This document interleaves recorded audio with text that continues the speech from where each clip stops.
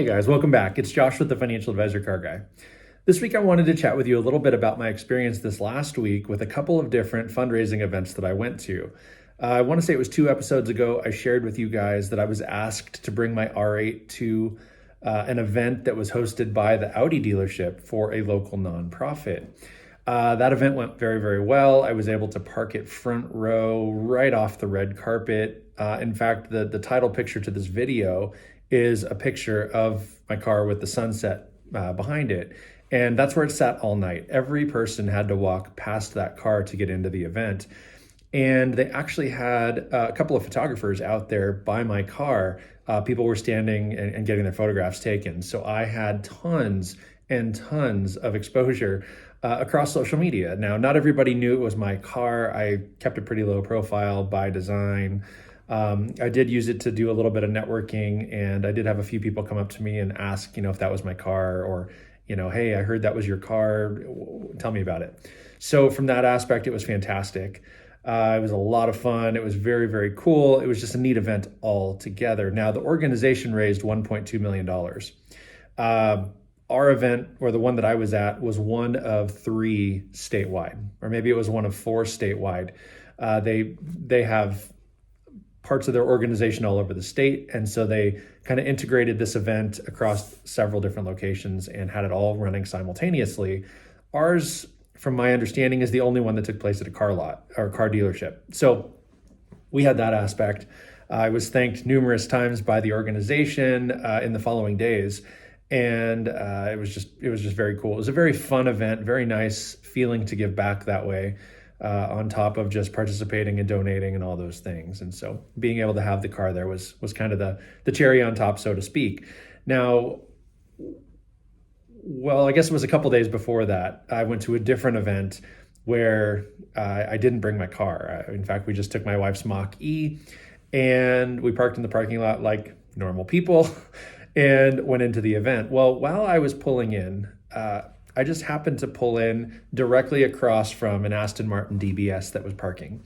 Now, that Aston Martin was brand new, 2022, didn't even have license plates on it yet. I really wanted to talk to the guy. My guess is that he's late 60s, early 70s, very, very retired. You can tell he doesn't work. He doesn't need to. I looked up the car real quick, and it has a sticker price of about $375,000. So we're not talking small potatoes. We're not talking a $70,000 R8. We're talking $370,000 Aston Martin. The car was amazing, absolutely flawless, very cool. He got out of that car and had, a $30,000 watch on his wrist, and his wife got out of the car and she had probably a $10,000 handbag. So yeah, they liked the finer things. All that to say, I saw them several times throughout the evening at this event. There were a couple of celebrities at this event. It was actually a really cool deal. While we were there, another couple arrived in their pretty new, maybe 21, Lamborghini Urus. And I really wanted to talk to both these people. Now, it never worked out that I was able to. They just had crowds around them most of the evening. Obviously, they're well-to-do and maybe a big deal. So I didn't really get to visit with them. The guy in the Aston Martin did ultimately come over to my wife and I and our group that we were standing with. He did introduce himself and he did shake everybody's hand. And so that was kind of nice.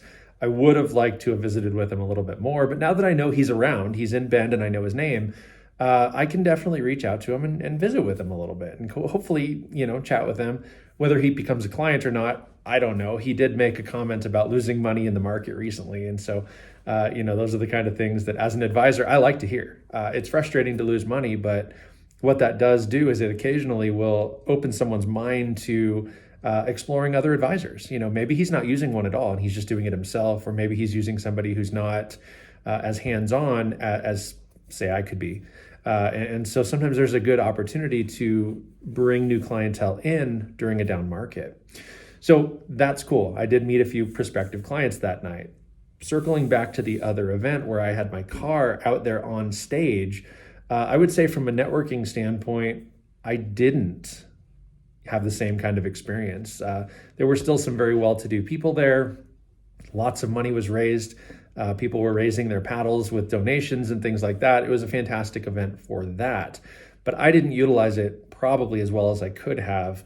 But I was also there with a couple sets of friends, and so it was a little bit of a different experience. Other than that, I want to continue to utilize that car, take it to Cars and Coffee, take it to other little meets and car shows and things like that, and kind of broaden my network of car people, whether it be exotics, whether it be muscle cars, whether it be, everyday cars. It's hard to say, but all of that is kind of what I'd like to do with that car. And ultimately I could do that with my Mustang as well. Still waiting on a transmission to get fixed and still waiting on the hardtop fastback to be finished. So hopefully, fingers crossed, come spring, I can actually start using that car, kind of along the same lines. I've had a little interesting conversation with my wife last week. It was last week. Ever since I drove that Ferrari a month ago, I've kind of been, she's seen me on Craigslist, she's seen me on Facebook Marketplace, Auto Trader, Car Gurus, all these places, looking at Ferraris. And at this point in my life, I can't go buy one. I should not go try to buy a Ferrari. But she's seen me looking and, whatever, it's a pipe dream. But to that extent, she wants to make sure that, sorry, my phone was about to ring here. I'm in the office, as you can see. She had told me that what I could do is sell my R8 and my Mustang and go buy a Ferrari. Now, I'm not going to do that. I enjoy the Mustang too much. I really enjoy the R8 too much. In fact, I drove it today. It's sitting right outside. That's not going to happen. It's just not in the works today. But maybe someday, I don't know. I just don't foresee myself getting rid of that Mustang anytime real soon. The R8, I bought it knowing that it probably is not a forever car. Now, I really, really like it and I'd like to keep it as long as possible. But at the same time, I bought it knowing that I could drive it and then ultimately sell it for what I paid or more. So I'm kind of like driving a savings account right now. It's one of those things where even in today's market, interest rates are higher if you go to buy a car, whether it's new or used. And also, there's not as much demand. There's also not as much disposable income. People aren't necessarily buying exotics and buying those kind of toys right now because the looming recession that's likely to be announced here before too long, it impacts people in such a way that they pull their money in a little bit. They're a little bit tighter with those pennies and cents. And, so if I were to go sell my R8 today, being an entry-level supercar, I still don't think it's going to depreciate further than what I paid for it. I'd be shocked if I couldn't sell it, even when the market is down, for what I paid. Had I bought my car a year earlier, even 6 months earlier, I'd be in a better position. But I feel like I did time the market okay. I got a very good car for a very good price. And almost immediately after me buying that car, the market continued to climb. And there was a period of time where I probably had $15,000 or $20,000 of equity in that car. I don't regret not selling it. I've been driving it and enjoying it. And I think for that's worth it.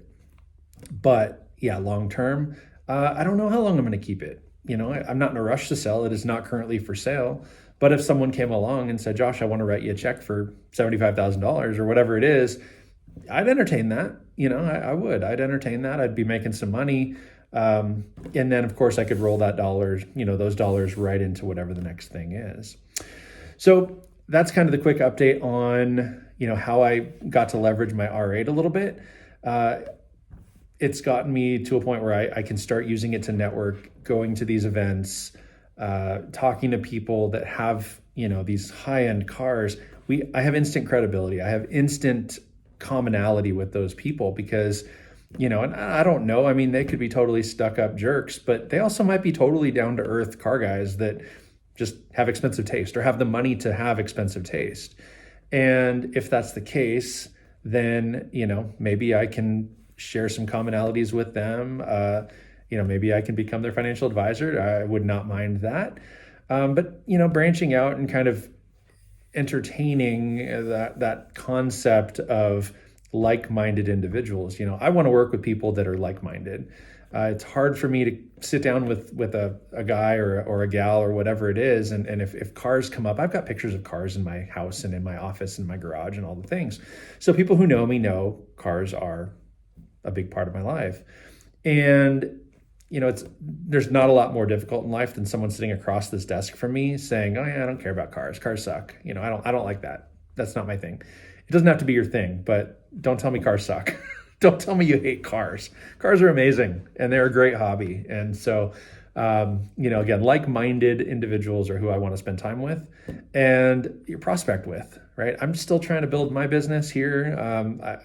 Always looking for new clients. And so if those people share something similar to me, then even better. We can have a deeper relationship than, just buying stock and selling mutual funds and things. We can go for drives. We can go have those conversations and go to a fundraising opportunity and do good things, raise money for a nonprofit by, utilizing our vehicles or whatever it is. And so I just love that. If I can get a little bit more creative, maybe there's a way to do some sort of a car show for charity that is designed to raise money for a specific nonprofit, not just a car show with a little piece of the profits going to a nonprofit, but I mean like actually working with a nonprofit to do something like that on a grander scale where they can raise some money. And it doesn't cost them anything for us to donate our time and bring our cars and show those kind of things to people that maybe want to come and see them. So I don't know, I'm going to start thinking about things like that. But again, using it as a networking opportunity, using it to get in front of people that maybe otherwise I wouldn't have had an opportunity to get in front of is a great way to build a business. And so, especially in my line of work, I can work with anybody, whether they have $10 or $10 million. But the truth is, people that have more money have more need, and I can help them in such a way that, it's more beneficial for them to work with an advisor than not. And so anyway, the long and short of it is if I can use my car to kind of help get some of that business, it's a win-win. And I get to drive a nice car. So that's that. Comment down below, like, share, let me know what your thoughts are. Do you guys utilize your vehicles for networking, whatever you do?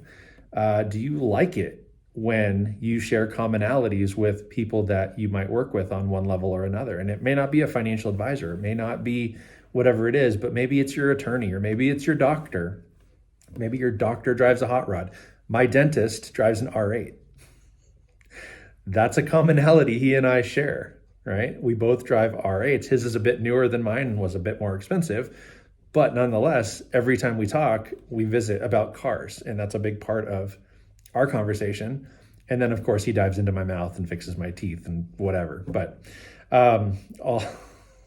but we share that. We share that commonality. And so, again, like-minded people tend to gravitate to one another. So what's your story? Comment down below. Tell me. Curious to know. I can't be the only person that feels that way. Would you rather go to a dentist that drives the same car as you, or somebody who says, I don't care about cars, I don't like cars? It's up to you. There's no right or wrong decision, right? You can do what you want to do. But to me, I like the commonality. I think there's a lot of value there. And, just being genuine with somebody and having that little bit more deep relationship, not something so superficial. Anyway. But the sound of that V12 twin turbo DBS Aston Martin at that event, man, I really wish I could have talked to that guy a little more. So with that, I'm going to go find him and I'm going to learn more about that car. Hopefully someday I can report back. But anyway, have a great weekend. But remember, may every investment you make be a good one. Until next time.